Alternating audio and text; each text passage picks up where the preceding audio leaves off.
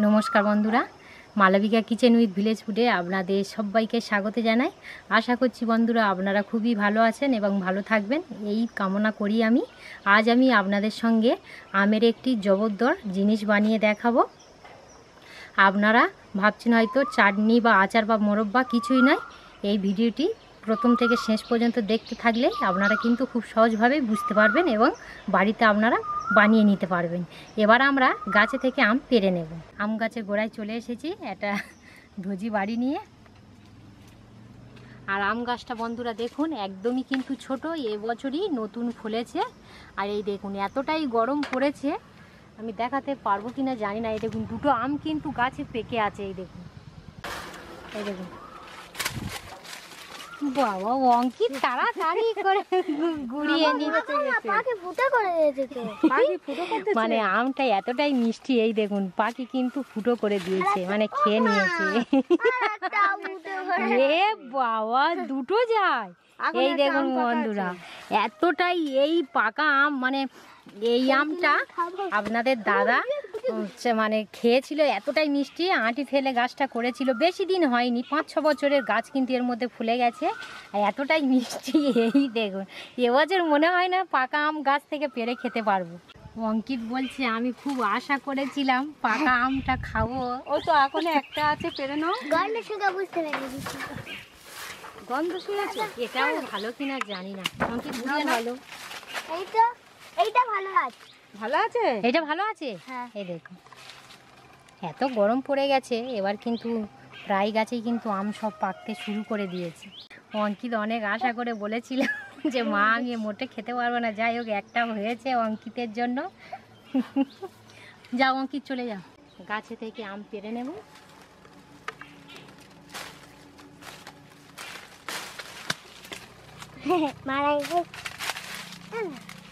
দাঁড়াও অঙ্কিত, গায়ে যেন আটা লাগে না বাবু।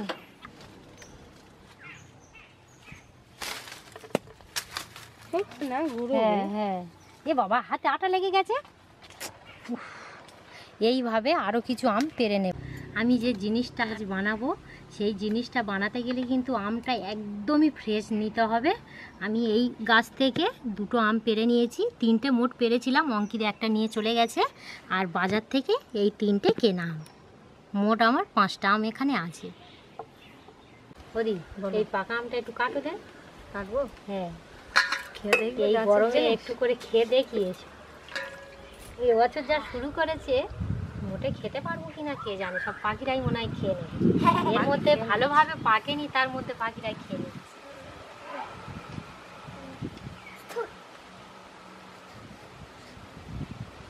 পাকা আম খাচ্ছে তো? এখন খাওনি? না, দেখছি। আগের বছর কিন্তু কি হয়েছিল আমার মনে আছে, পাকা আমের ভিতর পোকা হয়েছিল আমাদের একটা গাছে।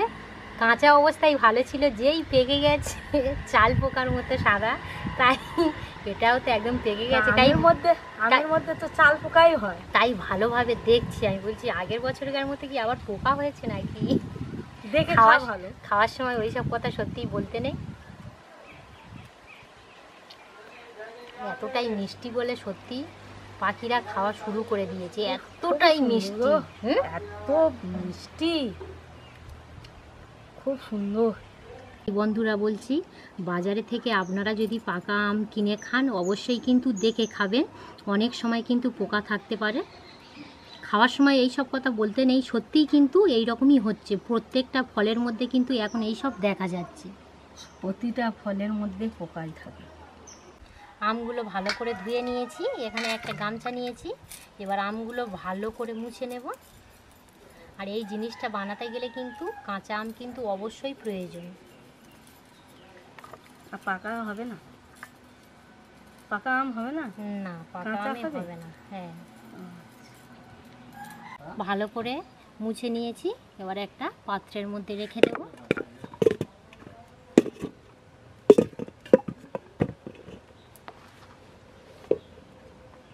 এবারে কি করছি দেখতে থাকুন।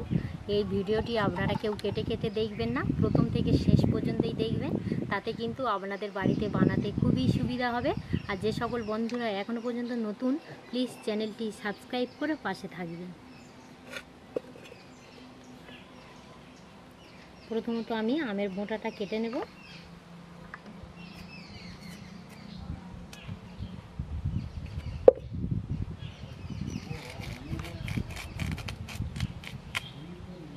এইভাবে চেলা করে নেব।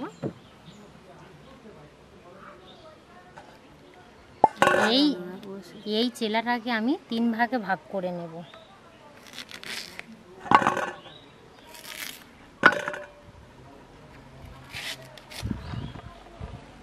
খোলা সমেত কিন্তু কাটতে হবে। এবার আমি আটির থেকে আমটা বার করে নেব।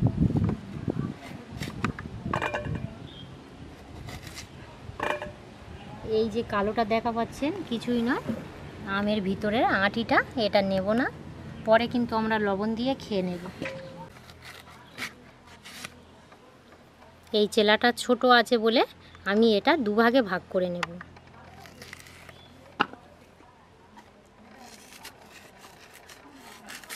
চেলা বলতে পারেন বা ফালি বলতে পারেন। এই রকম যদি আপনাদের ফালি বার হয় তাহলে 2 ভাগে ভাগ করে নেবেন।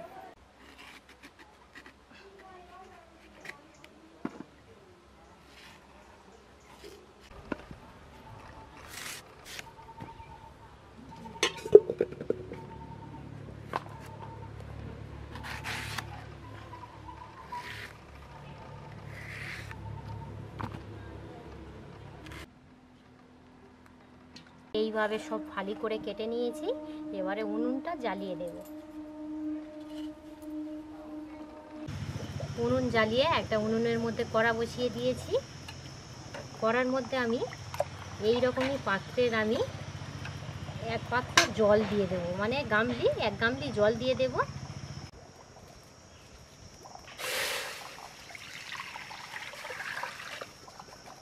এই জলটাকে আমি ফুটিয়ে ফুটিয়ে, এই গামলির 1 গামলি জল দিয়েছি, এর হাফ বানিয়ে নেব, মানে যতটা জল দিয়েছি তো তার হাফ আমি জলটা ফুটিয়ে নেব।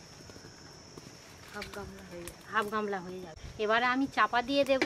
আর জলটা কিন্তু একদমই টকবক করে ফোটাতে হবে। আপনারা যদি 500 গ্রাম জল দেন, ফুটিয়ে ফুটিয়ে কিন্তু 250 গ্রাম পরিণত করতে হবে। এই জিনিসটা যদি এই সময়ে যদি বানিয়ে না রাখা হয়, অনেকটাই কিন্তু লেট হয়ে যেতে পারে। আর আমি যে জিনিসটা বানাচ্ছি, এই জিনিসটা কিন্তু আপনাদের সবার কিন্তু প্রয়োজনে লাগতে পারে। প্রায় আমি 5 মিনিটের মতো জাল করে নিয়েছি। চাপাটা একটু খুলে নেব। এই দেখুন জলটা কিন্তু ফুট শুরু হয়ে গেছে। এই সময় আমি 10 চামচ লবণ দিয়ে দেব। আর আমার এই চামচটা ছোট, তাই আমি 10 চামচ দিচ্ছি। আপনাদের চামচ বড় থাকলে 6 থেকে 7 চামচ দিয়ে দেবেন।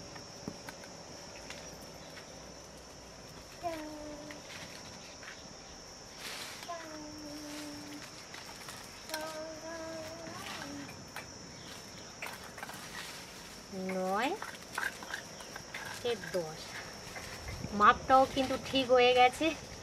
আন্দাজে নিয়ে এসেছি, 10 চামচ লবণ হয়ে গেছে, একদম মাপে মাপ। হ্যাঁ, উনুনটা কত সুন্দর জ্বলছে দেখুন, ডাব পাতার জালে। হ্যাঁ, খুবই সুন্দর। ডাব পাতার জালে কিন্তু উনুন খুব সুন্দর জ্বলে। আর আমার রান্নাঘরের পিছনে যা জ্বালানি পড়ে আছে, 1 বছরের জ্বালানি, সব কাটাকুটি করছি। এখন কাটা হয়নি, এখন কিছুটা বাকি আছে। বাড়ি নিয়ে আর অঙ্কিত তো এতই গরম পড়ে গেছে। দেখাবে, আনো গাড়িটা, আনো তো। খালি গাড়ি ঘুরছে, সমানে খালি জামা ঘুরছে যাচ্ছে। হ্যাঁ আনো গাড়ি, হ্যাঁ গাড়ি দেখাবে, যাও।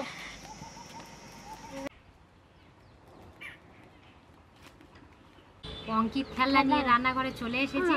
ও প্রত্যেকবারে একটা করে খেলনা কিনে আর খালি বলে তোমার বন্ধুদের দেখাবো মা। তাড়াতাড়ি খেলনা নিয়ে চলে এসেছে। স্টার্ট করো।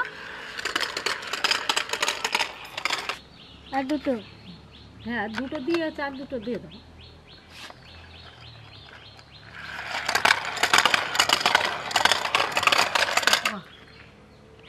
একটার পর একটা স্টেপ বাই স্টেপ অটোমেটিক চলে যাচ্ছে। আমার খেলাটা কেমন লাগলো কমেন্ট করে জানাবে। অঙ্কিত বলছে আমার খেলনাটা আপনাদের কেমন লাগলো কমেন্ট করে জানাবেন। আবার দিচ্ছ? দিইনি, দাওনি। গাড়ির চাকা ওপারে চলে গেছে। আবার স্টার্ট করবো? করো। ফুটে আছে।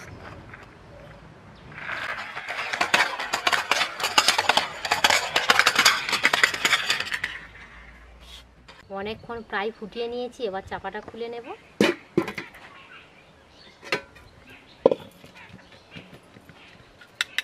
আমি দেখাবো, এই দেখুন জলটা কিন্তু আমি ফুটিয়ে ফুটিয়ে হাফ করে নিয়েছি। আর এই যে কড়ার যে দাগটা দেখুন, জলটা কিন্তু আমি এতটা দিয়েছিলাম, কমিয়ে কিন্তু হাফ করে নিয়েছি। এইভাবেই কিন্তু হাফ করে নিতে হবে। এবার এই জলটা আমি একদম ঠান্ডা করব। আমরা যেমন নর্মাল টেম্পারেচারের জল খাই সেই রকমই কিন্তু নর্মাল টেম্পারেচারে এটা মানে ঠান্ডা করতে হবে।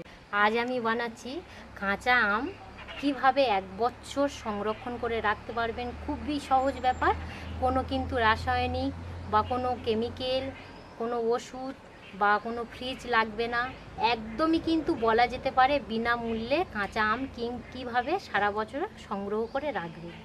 আর বিশেষ করে এই সময় কিন্তু গাছের আমও পেকে আসছে এবং বাজারের আমও কিন্তু কমে যাচ্ছে। এই সময় যদি কম দামে আম কিনে আপনারা যদি সারা বছর সংগ্রহ করে রাখতে পারেন, কেমন হবে বলুন তো বন্ধুরা? নিশ্চয়ই খুবই ভালো হবে। 1 বছর সংগ্রহ করে রাখতে পারলে যখনই মনে হবে কিন্তু তখনই খেয়ে নিতে পারবেন। হয়তো দুপুরে লবণ দিয়ে কাঁচা আম আমরা অনেকেই খাই, সেটাও খেতে পারবেন, চাটনি করে খেতে পারবেন, আচার করে খেতে পারবেন। যখনই ইচ্ছা হবে তখনই কিন্তু খেতে পারবেন খুব সহজভাবে। কাঁচা আম আপনারা সংগ্রহ করে সারা বছর রাখার জন্য শুধুমাত্র একটি প্রয়োজন, এই লবণ জলটা। জলটা একটা পাত্রের মধ্যে ঢেলে নেব, তাতে কিন্তু খুবই তাড়াতাড়ি ঠান্ডা হয়ে যাবে। জলটা একদমই ঠান্ডা করে নিয়েছি, প্রায় আমার 1 ঘন্টা সময় লেগে গেছে। এখানে আমি নিয়েছি কাঁচের একটা বয়াম। এটা কিন্তু রাখতে গেলে কাঁচের বয়ামে অবশ্যই কিন্তু রাখতে হবে ওই কাঁচা আমটা। আর প্লাস্টিক বয়ামের মধ্যে রাখতে পারেন, বেশি দিন কিন্তু ভালো থাকবে না, তাড়াতাড়ি কিন্তু নষ্ট হয়ে যেতে পারে। আর এই কড়ার মধ্যে আমি রেখে দেব। আর উনুনটা কিন্তু একদমই গরম নেই, অল্প জল গরম করেছিলাম তো। আমের চেলাগুলো প্রথমত বয়ামের মধ্যে ভরে নেব।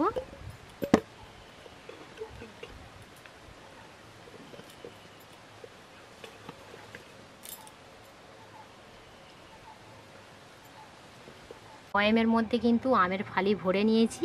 আর এই দেখুন কত সুন্দর ভরে নিয়েছি, এই দেখুন উবুর করছে কিন্তু একটুও পড়ছে না। আর কত সুন্দর লাগছে দেখুন। আমার কাঁচের বয়ামটা একটু ছোট হয়ে গেছে, আর বাড়িতে বড় আছে, একটা আচার আছে, সেটা আবার এজুর করে পরেতে রেখে দেব। যাই হোক, এবার আমি কিন্তু ওই যে লবণ জলটা গরম করেছিলাম, তারপর একদম ঠান্ডা করেছি, সেটা দিয়ে দেব।